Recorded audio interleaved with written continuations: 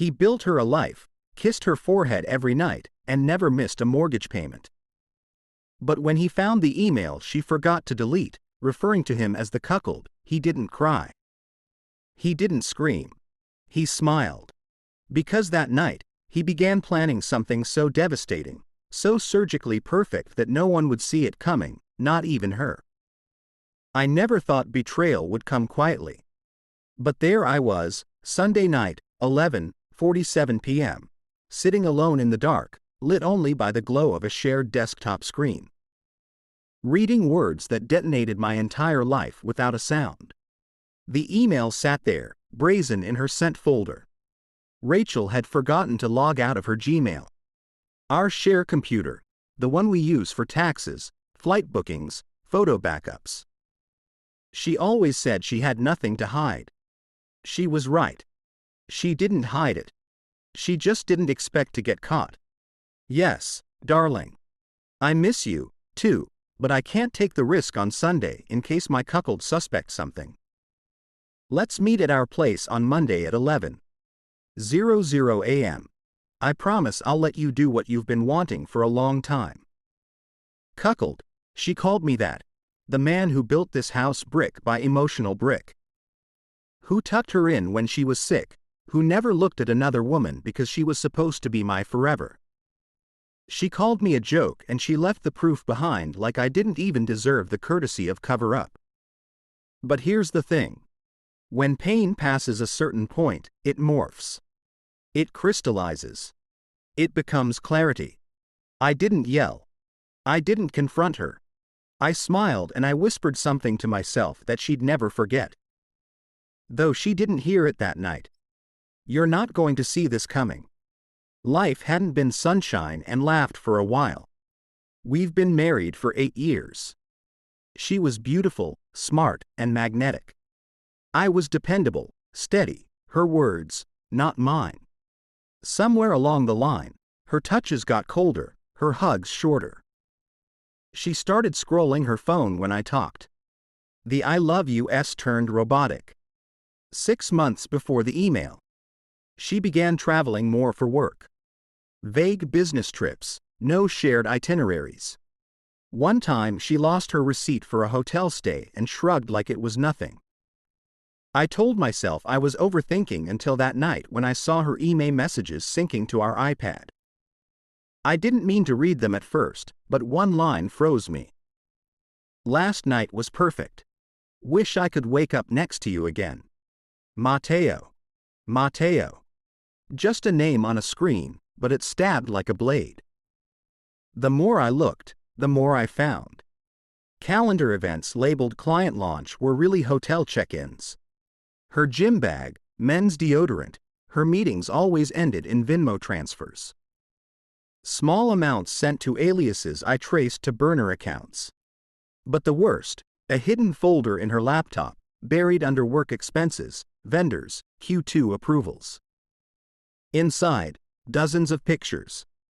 Her and Mateo laughing, naked, gloating as if they just won a jackpot called my stupidity. That night, I stare at our wedding photo. And I made a promise to myself.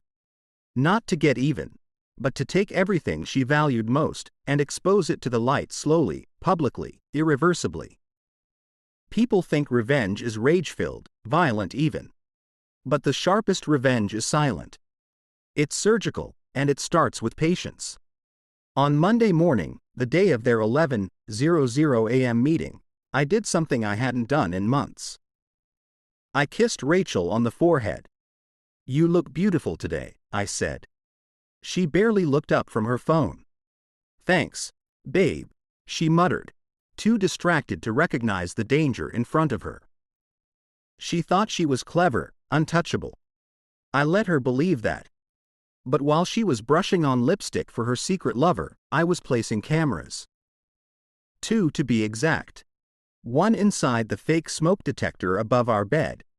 A second smaller one hidden inside her favorite lamp on the nightstand. The one she never dusted. Both were synced to a live feed I could watch from my phone. High-res crystal clear. Audio included. As soon as she left, I tested the feeds. Perfect.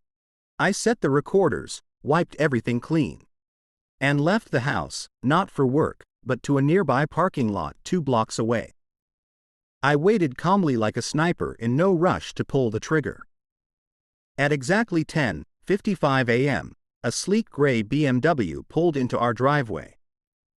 Matteo stepped out, arrogant, smug, with the kind of smile that belonged to a man who thought he was stealing something precious. He walked into my house like he owned it. Key under the mat.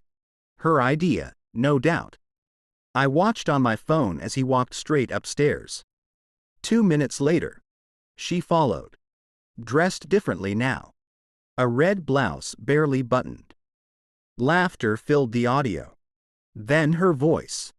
Poor bastard thinks I have cramps this week. They were in our bed, on my sheets, in a home I built. I didn't look away.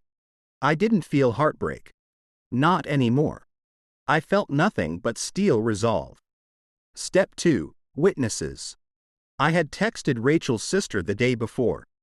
Told her I was planning a surprise for Rachel's birthday and wanted her help with the big reveal. I told her to come by at noon. I even said, bring your mom. She'll want to see this. At 11:23 a.m., Matteo and Rachel were mid-pillow talk. I heard her laugh again. He kisses me like I'm his dream girl. She said, he has no idea. Matteo chuckled. You're a goddess. He's lucky you even go home to him. That's when I called her sister. Hey, change of plans. Come now. Don't knock. Just come in. She didn't ask questions. Neither did her mother. By 11:58, their car pulled in. I met them at the door, smiling like it was a holiday. Her mom looked radiant, hopeful. Her sister, excited. Both still believe in Rachel. Is she home? Her mom asked. She is, I said. But before we surprise her, there's something I need you to see. I led them into the office. The lights were dimmed. I pointed to the monitor. Watch. It began with Rachel's laugh. Her voice like music, only now poisoned. Then the video. Rachel straddling Matteo, whispering, giggling. Then Matteo's voice. He still thinks you're just tired. You're too good at this. I didn't need to say a word. Her sister gasped. Her mother whispered. Oh my God. The room was silent except for the moans of betrayal coming from the screen. I stood. I walked down the hall to the bedroom. I didn't knock. I opened the door. Matteo froze like a raccoon caught in a garbage can. Half naked, panicked. Rachel shrieked, grabbing the blanket. What? How? What are you doing here? I didn't yell. I smiled. You said I'd never find out. You were wrong. And now you're going to lose everything. Then I stepped aside and let her mother and sister walk in behind me. Rachel's world collapsed in a heartbeat. Her mother didn't slap her. She didn't shout. She just stared hollow-eyed and said, You're not the woman I raised. Her sister turned, walked out. Not a word, just silence. Shame, Matteo. He bolted, left his shoes behind. Rachel sat there half-covered, shaking, ruined. And I hadn't even started yet. People always imagine the climax ends with shouting, door slamming, tears. But the most dangerous man isn't the one who yells. It's the one who walks away, smiling. Rachel didn't follow me that day. She stayed curled in that bed of her own betrayal, shattered in front of the 2 women who had once defended her blindly. I didn't gloat. I didn't scream. I simply walked out, my shoes calm on the floor, and shut the bedroom door behind me like I was closing the final chapter of a bad novel. Her mother didn't come after me either. She stayed behind. Her sister, though, met me in the living room, arms folded, her face pale. I'm sorry, she said, voice tight. God, I never thought she was capable of that. She was, I replied. She just got comfortable thinking I'd never open the door. She nodded, eyes stinging, and left quietly. That would be the last time she ever spoke to her sister. That night, I checked into a hotel, not by chance, but by design.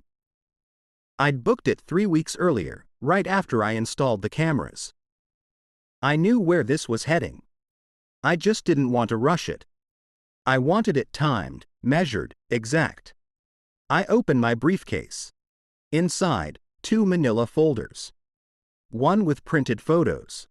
The other divorce papers already signed by me, pre-filled with one clause. I made sure she never read in our prenup. In the event of proven adultery, spousal support is void. All I needed now was delivery. And I had the perfect courier, my lawyer. He was good, cold, focused, a man who didn't flinch at scandal. I sent him the videos, the photos, the chat logs. He called me after watching the footage. "Jesus Christ, Ethan," he muttered. "You sure you don't want to sue?" "No," I replied. "I want her empty, not jailed. Let her walk around free because the shame will follow her harder than any sentence." The papers were delivered the next morning. Recorded, signed. She didn't respond for 5 hours. Then it came. "Rachel, we need to talk." Then I made a mistake. Then please don't do this. We can fix it. And finally, my favorite. "You vindictive bastard. You ruined my life." I blocked her. Meanwhile, Mateo's downfall came swiftly. Corporate job. High position. Married. Yes, married. His fiancée found out the same day Rachel was served. How? Because I mailed her a flash drive with a subject line. "Before you say I do, watch this." She did. Then she posted it on every platform. His LinkedIn vanished in 24 hours. His office issued a statement. Internal affairs got involved. And in 2 weeks, Mateo was gone, fired, humiliated, evicted. His wife-to-be. She dumped him publicly and added, "Turns out the man I was going to marry was sleeping with another man's wife." In his bed on camera. Justice served. The internet took care of the rest. Rachel, she moved in her mother's spare room. Temporarily, she claimed, but shame has a way of staining walls no matter how far you move. Her mom couldn't look at her the same. Her sister went silent. Our mutual friends stopped inviting her. The house, mine, the savings protected. The dignity recovered. I didn't gloat. I didn't throw in her face. I just rebuilt quietly. I moved to Chicago, bought a loft, minimalist, peaceful. No more GPS trackers. No fake smiles at dinner. Just silence, the good kind. I started running again, picked up photography, read every book I've been putting off for years while trying to make the marriage work. My nights became filled with peace, not paranoia. And in that peace, I found someone new slowly, organically. Someone who didn't flinch when I opened up about what had happened. Someone who touched me like I mattered and not like I was just an accessory to her lifestyle. But I was in a rush because I'd learned something. There's something strange that happens when your heart breaks in absolute silence. No fists, no screaming, no dramatic goodbye, just truth so raw it scorches the soul. You don't move on immediately. You don't heal overnight. You learn to carry yourself differently, quieter, sharper.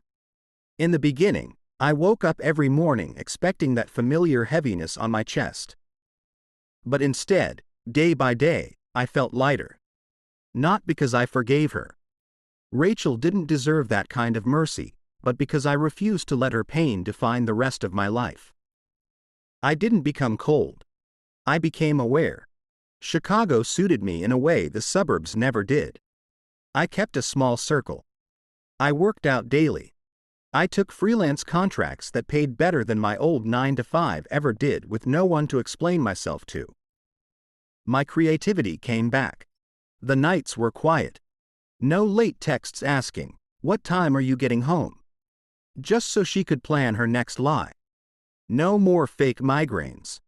No, I'm just tired.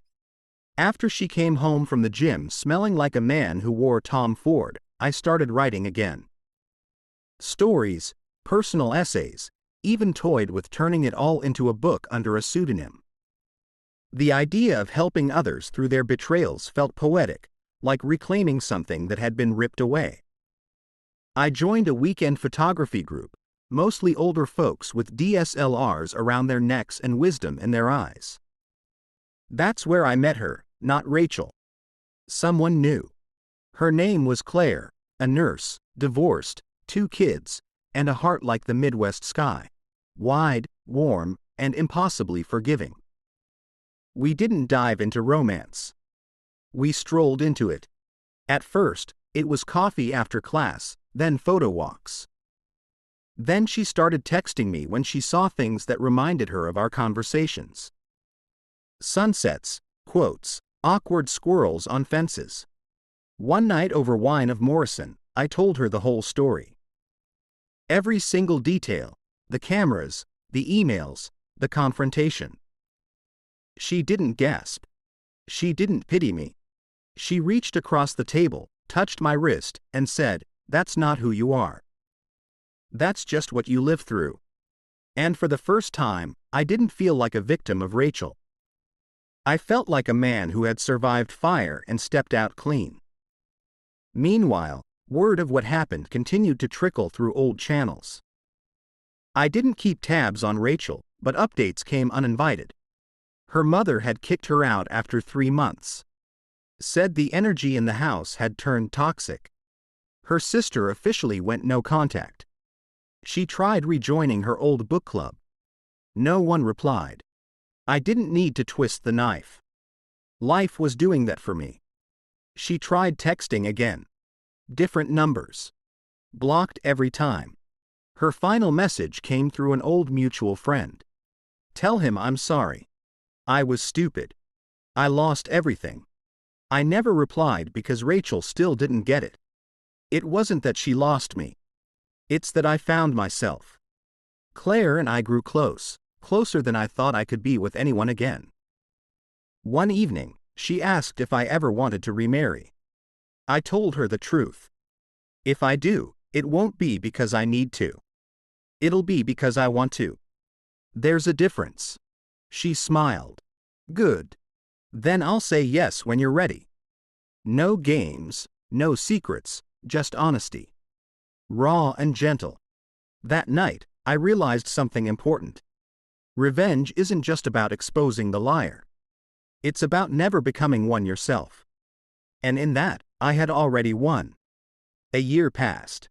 No fanfare, no dramatic twist, just I'm doing what time does best. Healing everything that once felt irreparable. The house Rachel and I had shared was long gone. Sold at a profit. The money reinvested into a life I built from scratch, brick by deliberate brick. Claire moved in with me after 10 months. Not because we needed to, but because we wanted to. She brought life into the loft in the most unexpected ways. Books stacked in cozy corners. Her children's laughter echoing through weekends. The smell of fresh cinnamon bread on Sundays. For once, my mornings weren't filled with silence born of suspicion, but with warmth born of trust. We weren't perfect, but we were honest. One afternoon, I got an anonymous package. No sender name. Inside, a small photo frame and a printed screenshot. It was a still from the footage I'd recorded a year ago. Mateo and Rachel mid-embrace. I hadn't saved it. My attorney had burned all evidence post-divorce, but someone hadn't. Taped to the back was a note. Thought you should know. She's applying for jobs under a new name now. Says the footage was fake. Some of us know better. No signature. No return address. Just closure dressed as confirmation. That day I felt something surprising. Not joy, not vindication, just peace. Rachel could run. She could lie. She could spin the narrative into whatever fantasy she needed to sleep at night. But the truth had already done its job. It had already echoed. Later that week, Claire and I took a trip to the coast. Her boys collected shells while she snapped photos of the shoreline. As the wind blew her hair across her face, she looked at me and asked, "Do you ever think about her?" I didn't lie. Sometimes, not with anger, just with understanding. She showed me who I never want to become. Claire nodded. That's healing, not hate. She was right. You see, betrayal doesn't just change how you look at someone else. It changes how you look at yourself. For a long time, I blamed myself. Was I too boring, too routine, too predictable? But that's the lie. Betrayal tells you that you were lacking, so they strayed. The truth. Some people are just broken. And no amount of love can fix what refuses to be honest. I never released the footage publicly. I could have, but I didn't. Because true revenge isn't destruction, it's discipline. It's showing the world you can rise without ever crawling through the same mud they try to drag you into. To anyone reading this, maybe your Rachel has a different name. Maybe you haven't found your Claire yet. Maybe you're still staring at the email they forgot to delete. Here's what I'll tell you. You don't have to scream. You don't have to beg for closure. You don't have to tear them down to rise again. Just be quiet, be smart, and let your healing be the loudest thing they never saw coming. Because when someone betrays you, they expect you to shatter. But if you're lucky, if you're brave, you don't shatter. You sharpen.